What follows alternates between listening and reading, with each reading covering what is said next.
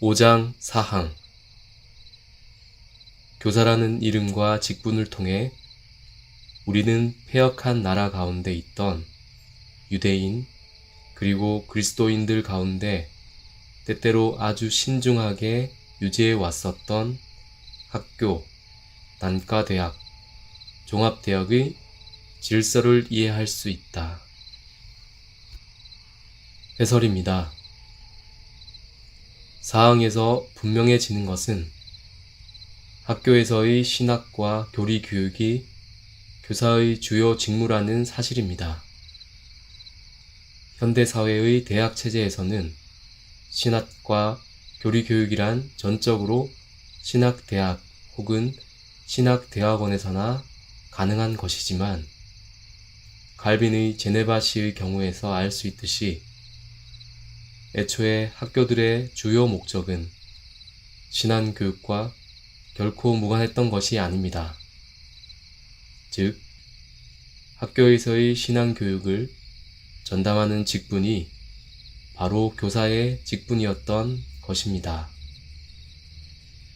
이 점에 있어서 교사들은 신앙교육에 있어서, 특히 교리 교육에 있어서 스코틀랜드 장로교회를 비롯한 여러 개혁파 장로교회들이 고도의 전문성을 요구했던 것을 짐작할 수 있습니다. 1580년의 총회에서는 목사가 교사의 직분으로 이직하려면 목사의 직분을 포기하도록 했던 것에서 알 수 있듯이 말입니다. 다만 교사들은 교회에서 목사와 장로들과 협력하여 성경의 교리를 밝히 드러내는 일에 참여할 수가 있었습니다. 한편 패역한 나라 가운데 있던 유대인이라는 문구와 관련해서는 교사 또는 해설자인 유대인 서기관들을 교회의 공적 교사들과 동일시했었던 칼빈의 설명과 맥락을 같이 하는 언급입니다. 즉, 칼빈의 설명에서 보자면 교사 직분의 성경적 기원은 선지자들 뿐만 아니라 유대인 서기관들에게도 적용될 수 있는 것입니다. 아울러 학교, 단과대학, 종합대학의 질서라는 문구와 관련해서는 그 유래를 1541년과 특히 1561년의 제네바시에서 사용했었던 교회 법규에 근거한 것입니다. 1561년 법규에 의하면 교사의 칭호는 학교 교육 직분이며 이와 관련하여 규정하기를 목회자에게 가장 가깝고 또 교회 통치에 가장 밀접한 단계는 신학 강의로서 여기엔 구약과 신약이 있음이 좋을 것이다.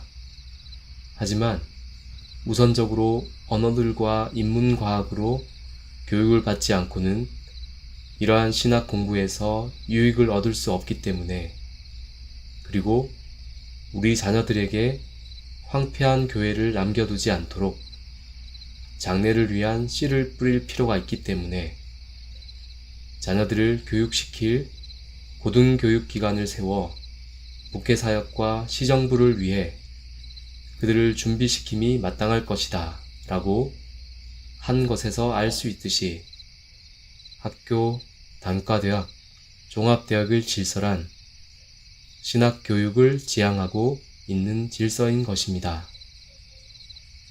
교사의 교사는 신학자입니다. 5장 5항 교사는 앞서 말한 것과 같이 장로로서 교회의 치리에 속하여 목사를 도와야 하며 모든 회의 안에서 그의 동료인 장로들과 더불어 협력해야 한다. 그러므로 말씀을 해석하는 일은 교사가 맡은 일이다. 해설입니다.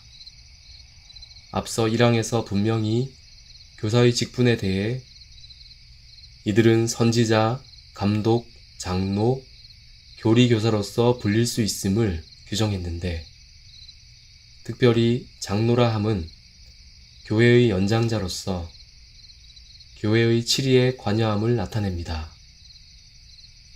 따라서 일반적으로는 목사와 다른 장로들과 협력하여야 하며, 그 협력이란 다름 아닌 말씀을 해석하는 일인 것입니다. 그러므로 1563년 프랑스 개혁교회에서는 신학 교수들이 총회의 구성원으로 인정되었고 대회에도 위임될 수 있다고 결정했습니다. 그러나 칼빈이 언급한 것처럼 교사와 목사 그리고 교사와 치리장로 사이에는 분명한 차이점이 있었는데, 교사들은 권징을 하거나 성례를 집례하거나 경고하고 권면해야 할 책임을 부담하지 않고 다만 성경을 해석하는 것에만 책임을 집니다. 말하자면 신자들 가운데 교리를 온전하고 순수하게 지켜야 할 책임을 지고 있는 것입니다. 무엇보다 1561년 제네바 교회 법규 2장에서 교사들의 고유 직무는 신자들을 건전한 교리로 가르쳐서 복음의 순수함이 무지나 잘못된 견해로 부패되지 않도록 하는 것이다. 그러나 오늘날 상황에 따라서 우리는 이 칭호를 하나님의 교리를 보존하기 위한 도구요, 또 목사들과 사역자들의 부족으로 교회가 황폐케 되지 않도록 도와주는 이들로 이해한다고 한 것에서 알 수 있듯이, 말씀을 해석하는 교사가 교회에서 책임져야 할 직무는 중요한 것입니다.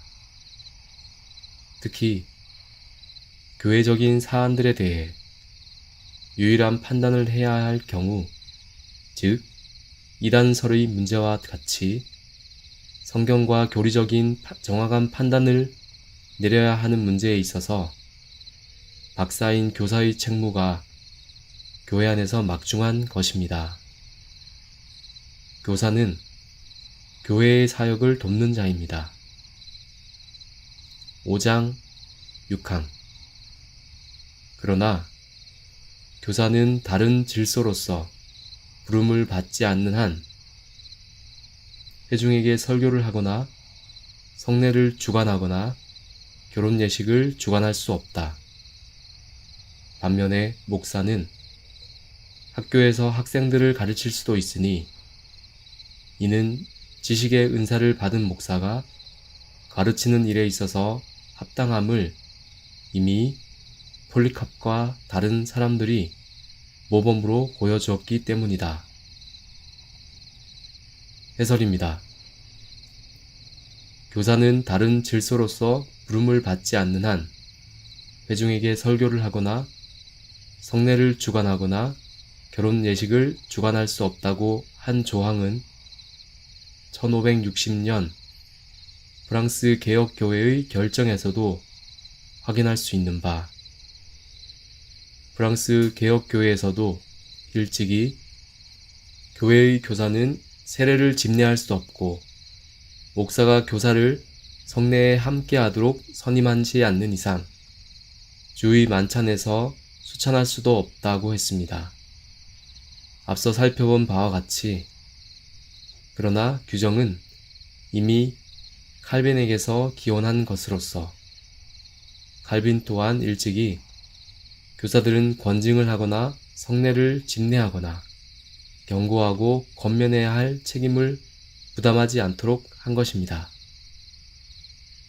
그러나 칼빈은 교사가 교회에서 세례나 성찬을 집례할 수 없다는 언급에 붙여 목사의 직분에는 이 모든 역할이 그 안에 다 포함되어 있다고 했는데, 이 장의 6항에서도 동일한 규정을 기록하고 있는 것입니다.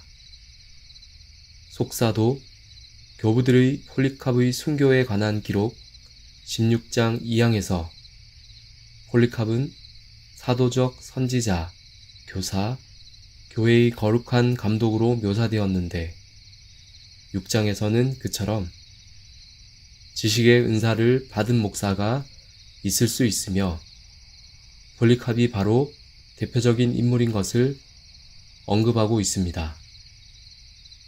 그러므로 6항의 규정은 엄격하게 적용될 수 있는 금령이라기보다 권장할 규정이며 전체적인 의도는 각자의 직무가 결코 가벼이 여기거나 겸할 만한 것이 아니라는 사실을 명백히 하는 규정이며 포괄적으로는 교사 또한 교회의 가르치는 직분으로서 동일한 직무를 담당하는 자인 것을 밝히고 있는 것입니다.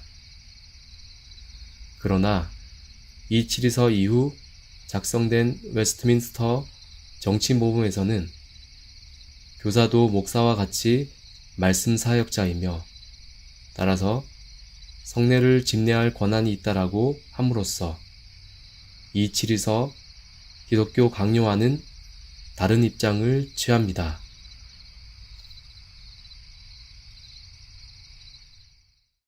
땅의 모든